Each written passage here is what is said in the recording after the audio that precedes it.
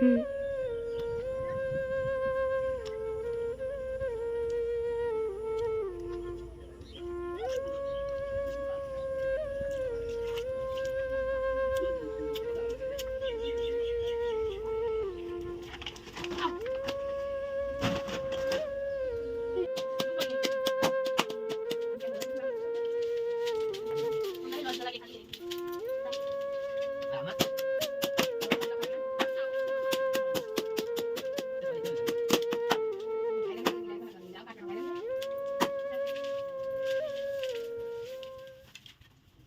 Welcome back to my channel Priyanka simple housewife.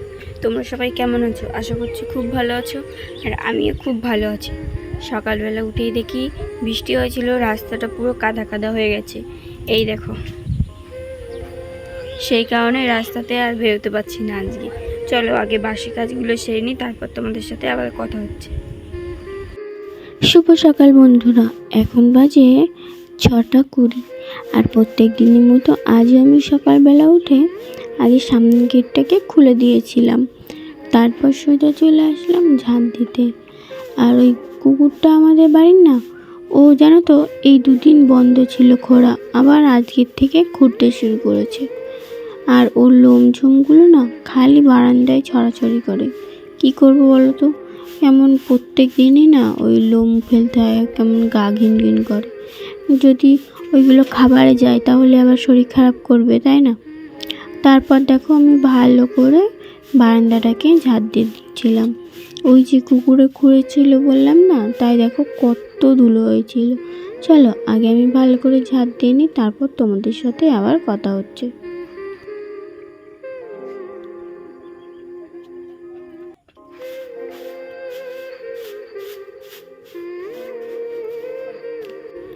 ঝাঁট দিয়ে সোজা চলে আসলাম কলপাড়ে। আর কলপাড়ে এসে সব বাসনগুলো ছিল, সেই বাসনগুলোকে ভালো করে মেজে নিচ্ছিলাম। আর এখন বর্ষাকাল, জানো তো যখনই বৃষ্টি পড়ে তখন কলপাড় দিয়ে প্রচণ্ড পরিমাণে জল পড়ে, এখানে বসে তো কাজই করা যায় না। আর দেখো আমি কিন্তু থালাগুলোকে ভালোভাবে মেজে নিচ্ছিলাম। চলো আমি থালা বাসনগুলোকে ভালোভাবে মেজে নিই, তারপর তোমাদের সাথে আবার কথা হচ্ছে।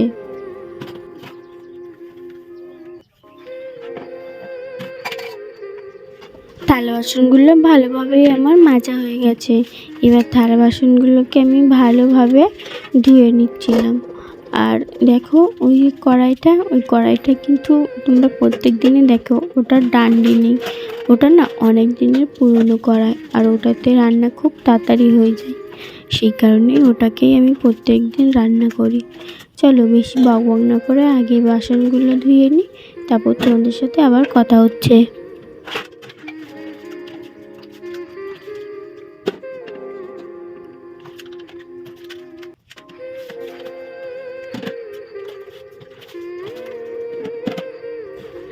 আর এই বোতলটাতে ছিল ছোলা আর বাদাম ভিজিয়ে রেখেছিলাম। আজকে কচুর শাক রান্না করব, তাই হচ্ছে ছোলা বাদাম ভিজিয়ে রেখেছিলাম, ওই ছোলা বাদাম দিয়েই রান্না করব সেই কারণে। আর এই বোতলটাতে কি বলতো ভিজিয়ে রেখেছিলাম, গন্ধ হয়ে যাবে, তাই বোতলটাকেও ভালোভাবে আমি সাবান দিয়ে পরিষ্কার করে নিয়েছিলাম।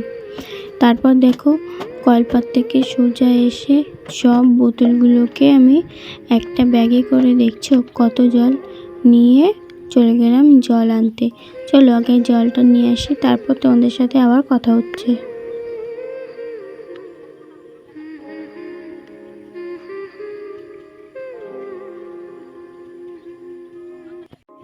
বর্ষাকাল আসলে না আমাদের জীবনটা এত কষ্টে ভরে যায়, তোমাদের কি বলবো।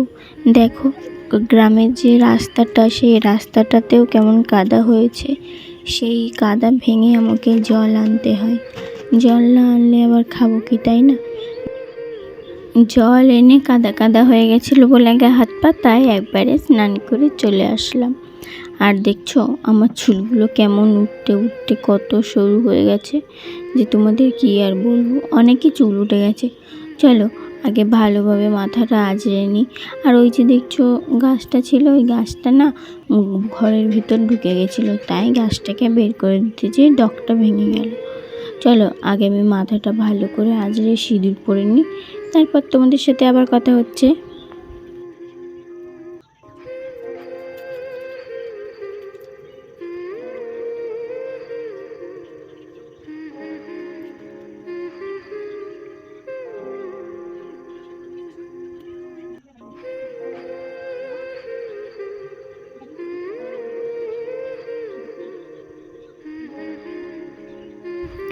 সিঁদুর আমি ভালো করে পরে নিয়েছি। এবার সিঁদুর পরে আমি চলে গেলাম আমার গোপুসোনার জন্য ফুল তুলতে। রাস্তায় কিন্তু প্রচণ্ডই কাদা হয়ে গেছিলো, বেরোনো যাচ্ছিল না। তাও কি করব, আমার গোপুসোনার জন্য তো ফুল তুলতেই হবে, তাই না? তাই আমি কাদা ভেঙেও কিন্তু আমার গোপুসোনার জন্য ফুল তুলতে চলে গেছিলাম। আর গাছটায় দেখো প্রত্যেক দিনের মতো আজও কত ফুল ফুটে আছে। আর ওই যে দেখছো পাট, ওগুলো হচ্ছে ওপাশে পাট ধুচ্ছিল, তাই ওরা আঁটি বেঁধে ওখানে রেখে দিয়েছে। আর চলো আগে ফুল তুলে নিই, তারপর কথা হচ্ছে। তোমরা তো প্রত্যেক দিন দেখোই আমার গোপুসোনাকে কেমনভাবে সাজাই, তাই না? তাই তোমরাই আজকে বলো যে আমার গোপুসোনার কাছে আজকে কোন ফুল আছে যেটা আজকে আমি নতুন দিয়েছি। আমাকে অবশ্যই কমেন্ট করে জানিও। পুজো দেওয়ার কিছুক্ষণ পরেই দেখি বৃষ্টি শুরু হয়ে গেল। দেখো কেমন বৃষ্টি হচ্ছে। আর এই দাদু কিন্তু ওই পাটগুলোকে বয়ে বয়ে নিয়ে যাচ্ছিলো বাড়িতে বৃষ্টি মাথায়। আর ওই মামাটাও ওইখানে পাট জাগ দিচ্ছিল বৃষ্টি মাথায়। দেখছো সবাই কত কষ্ট করছে, সবাই তো সবার কাজ করছে, আমাকে কি বসে থাকলে হবে? তাই আমিও এই কাঠগুলোকে কেটে গুছিয়ে রাখছিলাম, না হলে তো আবার পরে রান্না করতে পারবো না, তাই না? এখনই যেমন বৃষ্টি শুরু হলে কাঠ শুকায় না, আর সামনে তো এখনও অনেক দিন বাকি। সেই কারণে আমি কাঠগুলোকে দেখো কেটে নিচ্ছিলাম। আমি বটি দিয়ে কাটছিলাম, আর আমার বর ওই যে দা দিয়ে কাটছিল, আর আমার দেওর ও দা দিয়ে কাটছিল। আমরা তিনজনে মিলে সব কাঠগুলোকে কেটে নিচ্ছিলাম। চলো আগে কাঠগুলো ভালোভাবে আমরা কেটে নিই, তারপর তোমাদের সাথে আবার কথা হচ্ছে।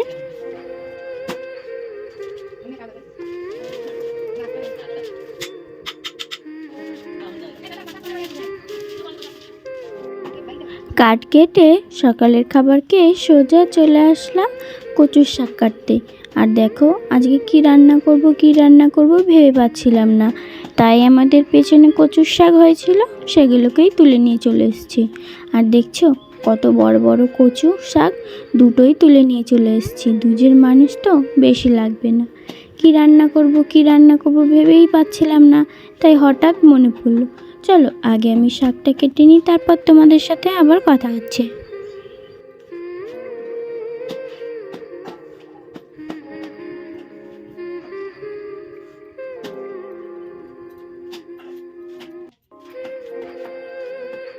কচুর শাকটাকে কেটে নিয়ে সোজা চলে এসেছি রান্নাঘরে। আজকে রান্না করব কচুর শাক আর চাল কুমড়ো ভাজা। শুধু চাল কুমড়ো ভাজা না, কাকিমা চাল কুমড়ো ছিঁড়েছিল, ছোট্ট পাড়া হয়েছিল, অর্ধেকটা দিয়েছিল, একদমই অল্প তো, তাই ওটা আমাদের দুজনের একবেলাও হতো না ভালো করে। তাই কাকিমা বলল যে ওটা হবে, আমি আর কি বলবো, বললাম হ্যাঁ হবে। তাই ওটাকে কেটে তার সাথে একটা কুশি, আবার সেই চাল কুমড়োর খোসাগুলোকে ভালো করে কুচিয়ে একসাথে রান্না করেছিলাম। না হলে তো আবার দুজনের হবে না, তাই না? কি করব, টাকা নেই যে কিনে খাবো কোনো কিছু। চলো আগে বেশি বক বক না করে আমি রান্না করে নিই, তারপর তোমাদের সাথে আবার কথা হচ্ছে।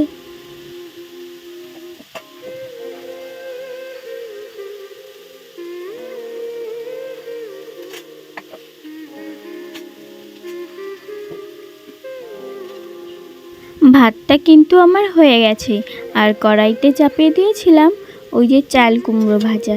তাই ভাতটা নামিয়ে চাল কুমড়ো ভাজাটাকে আমি ভালো করে ভেজে নিচ্ছিলাম। আর আমার সেই ছোট্ট ভাঙাচোরা রান্নাঘরে, যেখানে আমি প্রত্যেক দিনই রান্না করি, তোমরা তো দেখোই, সেখানে আজও রান্না করছি। বাইরে প্রচণ্ড মেঘ করেছে, জানি না আজকেও কি আমার রান্নার সময় জল পড়বে, সেটা আমি বলতে পারবো না। প্রত্যেক দিনই তো আমার সাথে এরকমই হয়, তাই না? আর আমার কাঠও ফুরিয়ে আসছে, কি করব, সব কাঠই তো ভেজা।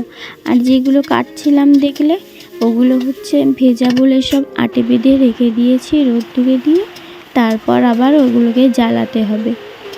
চলো আগে আমি সব রান্না করে নিই, তারপর তোমাদের সাথে আবার কথা হচ্ছে।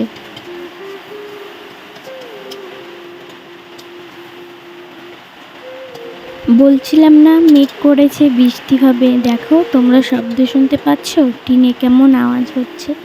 আমি যখনই রান্না করতে যাই তখনই বৃষ্টিটা শুরু হয়। কি করব, আমার সাথে সবাই এরকমই করে। আমার কপালটা খুবই খারাপ। তাই তোমাদেরকে বলছি, প্লিজ আমাকে একটু সাপোর্ট করো, যাতে আমি আমার মাথার ওপরে টিনটা একটু ভালোভাবে সারাতে পারি। আর ওখানে দেখো বর্ষার জল পড়ছিল, তাই আমি একটু ঠিক করে দিলাম। রান্না করতে করতে শুরু হয়ে গেল বৃষ্টি। দেখো এইখান দিয়ে জল বেয়ে বেয়ে পড়ছে, এইখান দিয়ে জল পড়ছে, দেখছো সারা জায়গা দিয়ে জল পড়ছে। কি অবস্থা আমার রান্নাঘরটার। আর এই দেখো কড়াইয়ের ওপরেও কিন্তু জল পড়ছে, এই দেখো ওই সাইডেও জল পড়ছে। কি করব তোমরাই বলো। প্লিজ তোমরা আমাকে একটু সাপোর্ট করো, যাতে আমি আমার মাথার ওপরে একটু ভালো করে টিনটা লাগাতে পারি, আর এই রান্নাঘরটাকে একটু ঠিক করতে পারি। আর কিছু চাই না। আর এদিকে দেখো কেমন বৃষ্টি পড়ছে, কলপাটটাতেও দেখো বৃষ্টির জল কিন্তু ওই যে পড়ছে। আর বাইরেটা দেখবে চলো কেমন বৃষ্টি হচ্ছে।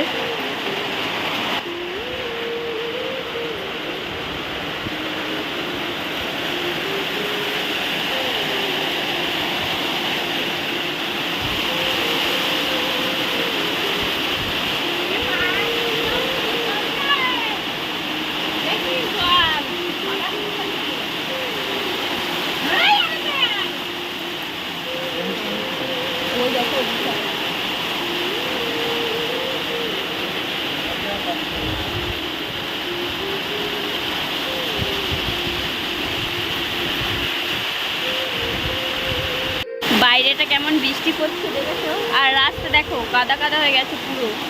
ওই দেখো বৃষ্টির জল জমিতে জমতে শুরু করেছে। আর বৃষ্টির জল জমতে শুরু করলে এই যে আমাদের বিলটা এখান থেকে কই মাছ উঠবে। আর দেখো কত বৃষ্টি হচ্ছে, ওই যে দূরে দেখো জমিটা সাদা সাদা হয়ে গেছে, বৃষ্টি পড়ছে। আর এপাশে দেখো, এপাশেও কিন্তু সব জায়গায় সাদা সাদা হয়ে গেছে। রাস্তা দেখো বর্ষাকাল আসলে তাহলে আমাদের কত অসুবিধা হয় তোমরা বুঝতে পারছো। আর এদিকে আমাদের বাড়ি দেখো কাঠগুলোও ভিজে যাচ্ছে, দেখো ঝাপটা দিয়ে সব ভিজে যাচ্ছে। আর এপাশেও দেখো ঘরের ভেতরে জল ঢুকে যাচ্ছে।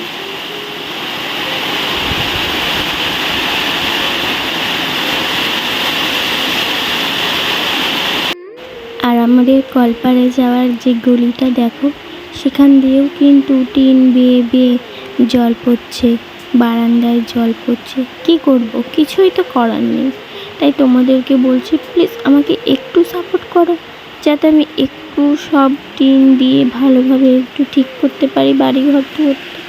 তাতেই হবে। দেখো রান্না করতে করতে আমি উঠে চলে গেছিলাম, রান্না করা যাচ্ছিল না, উনুনটাকে নিভিয়ে চলে গেছিলাম। পরে আবার বৃষ্টি থামলে এসে আবার রান্না করেছি। রান্না করেই শুধু চলে এসেছি খেতে। তোমাদেরকে বলছি, প্লিজ আমাকে একটু সাপোর্ট করো। আমাকে যদি সাপোর্ট করতে চাও তাহলে অবশ্যই লাইক, কমেন্ট আর শেয়ার করো। তোমরা যেমন আমাকে সাপোর্ট করছো, তেমন তোমাদের মতো আর একজনও যেন আমাকে সাপোর্ট করতে পারে। সবাই ভালো থাকবে, সুস্থ থাকবে। ধন্যবাদ।